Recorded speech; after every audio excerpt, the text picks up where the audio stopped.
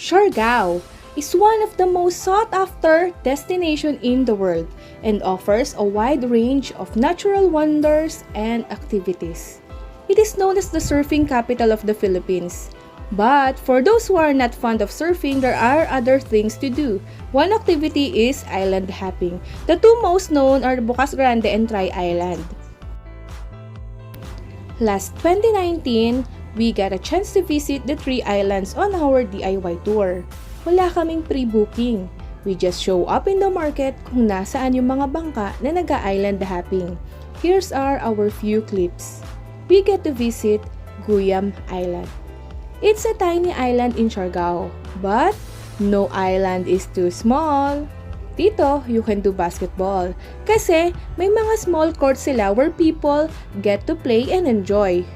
Take pictures, swing off of palm trees.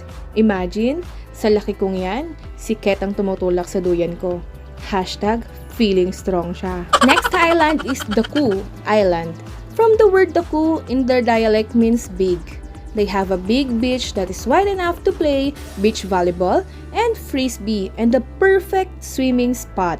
You can take plenty of pictures of the beautiful beachscape and some people spend overnight in this island. Meron din ditong mga nipa hats that you can rent, and what's nice thing about this island, meron silang little market, fresh seafood and paluto service. Last in the Tri-Island tour is the Naked Island. It's called naked simply because of its nakedness. Bare beauty, no trees, no shades. Naalala ko nga tanghaling tapat kami nag-video shoot dito. Nakahiga sa buhangin, katirikan ng araw. Idagdag ko na, aside from the three islands, meron din silang island tour sa Casolian Island or Corregidor. They said it's like their Batanes in Siargao because of its rolling hills. Yun lang, you need to do a little walking to make it to the viewpoint. It's like 30 to 45 minutes, depende sa inyong pacing. Na-virtual travel ka na ba kayo sa Siargao? I'll add more. Now, let's go back to 2021. Have you wandered to discover the tiny island in Siargao del Norte? Guys, hi! I'm excited kasi it's my first time here. Tara, samahan nyo kami as we discover this beautiful island of BUCAS GRANDE. How to get to BUCAS GRANDE from Siargao Island? First, you can ride a passenger boat to Socorro. From there, you can rent a multi-cab or boat sa anumang destination mo. Second, you can rent a boat on which you can use privately.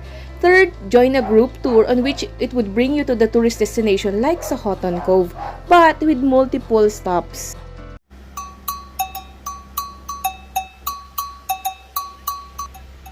Siyempre, we join a group tour for 2,500 pesos per head, inclusive of all 3 boat transfers and buffet lunch.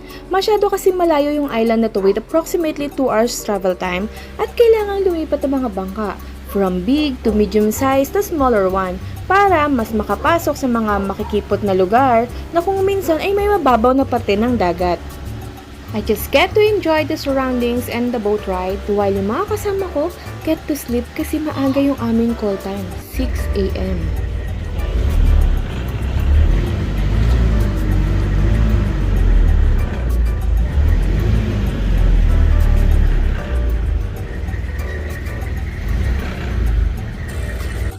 Galing kami sa bangkang yon simula sa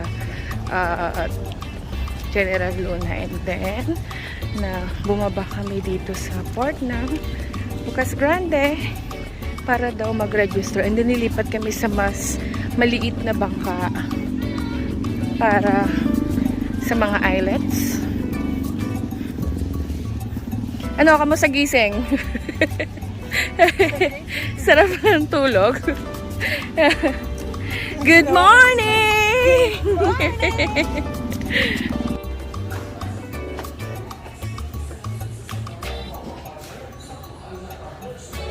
Tama ba yung sinusulatan mo, Ket?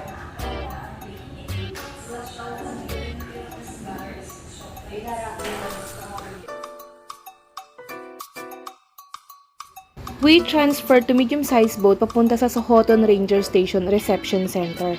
From there, magta-transfer naman kami to small boat papunta sa mga kasulok-sulukang area ng BUCAS GRANDE. There's a quick orientation sa reception area and kailangan magsuot ng safety gear kasi papasok kami sa mga cave. Good morning! Nasaan na tayo, kuya? Sa Soton po. Sa Sohoton. Papunta sa Soton ko ba ang jellyfish? Cove. Jellyfish. Sasakay kami dito. Yung bangka na yan, good for 6. Sakto, dalawa. Dalawa. Kaso kalahati. Kalahati, hindi balanse. Ayan, magkita si Dango. Hey, ma'am. Wala na, ma'am. Yan, game na po. Hello, game na. Nagdalang mga. Headbeside na po yung upuan natin. Uy, naku. Sabi ba kasi yung operator, ma'am, mababait to, ma'am. Walang katulad. Parang si Manny Pacquiao. Para sa'yo, ang laban na to. Ganyung harap, tigger. Dito sa... Dapat ikaw dito ang pagkagaan nito. Uy, ano?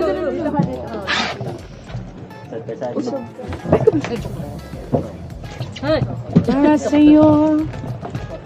Kahit lagay mo nga ito, friend. Hindi mo na. Excuse me, ma'am.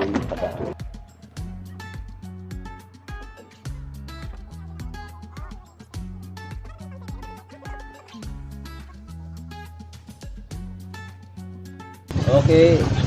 Sir, ma'am. Good morning. Good morning. So, magpakilala bilang tour guide. Ako po, Sir Sarge. Yung partner ko si Kuya Tony. Hi, ma'am. Sir, good morning. So, yung operator natin si Kuya Inyen. Hi. So, mula dito sa reception patungo entrance Soton, meron po tayong 5 minutes or na makapasok sa entrance Soton. Mayroon kayong itanong sa Soton, dito lang magtanong kasi maingay yung mga sa Kuya, hindi kami nabigyan ng helmet pala. walang helmet. Okay lang po yun. Okay lang sir, Sige po. ingat na lang. Officer, ito tayo magkaroon, mayroon po tayong malaking 60 hectare yan, malaki dito sa loob. So ang 60 hectare, mayroon ko makikita na 7 island dito sa gitna. Okay. So ang 7 islands, 1 island sa 2 activity na ito mga kaliguan karon. So first activity, natawag namin yung agupan ko, bush snoring. Pasok tayo sa cove, ang tubig sa loob, luminos. So there. So pangalawang activity, tawag yung diving team. Paano bangka, maglagad-lag tayo, mayroon tayo may mga 40 meter, ang iyang isip mo kang magtalon tayo. So first activity natin, so mag-dilipis muna.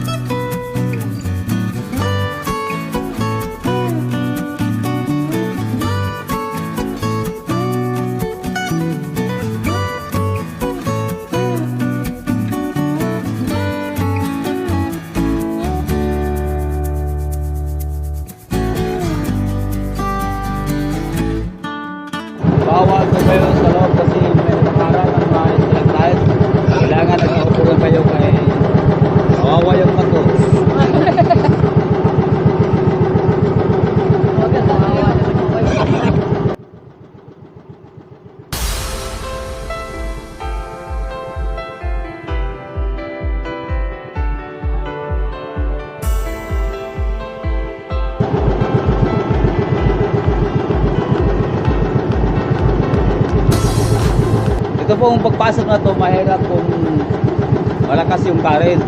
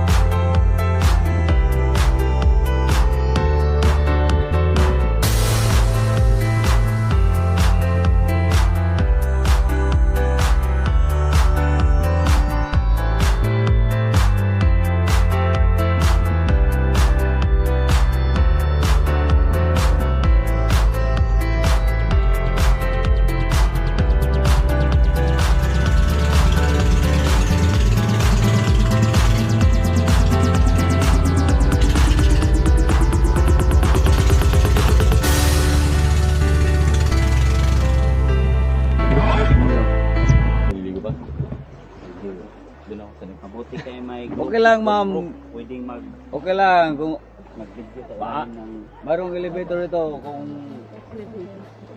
bakit tayo sa bangka. Bago ba yan? Hindi pa yung makikita kasi wala pa. Ulan ko pa lang siya na-try. Pakitsik na lang atong gamit, pag mabasa, iwan lang sa mga bangka, Iwas lang sila sa akin. tanggal sa helmet. Kahit mag-benefit ko. No. We spotted a bloom stingless jellyfish and talaga napakarami nila. For their protection, swimming with these pleasant creatures are prohibited. Pero there are areas like this Tohoman Lagoon allowed na lumapit sa kanila. para may Pwede po ba itong i-gelatin? Parang gelatin mo. Para kawawa naman. Ginawa ko na siyang laruan. umiilaw pag gumano. Ano ba? Sorry. Wala na yung jellyfish. Ang bilis na ito.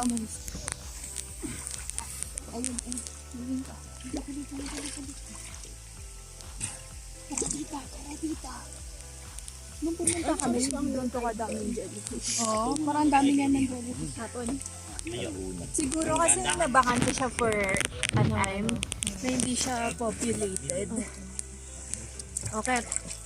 Nakagit ako. Dapat din po kami pinag-ibalitan. Akit ko naman. Nandun na po. Nauna na po sila dun. Yung pinak...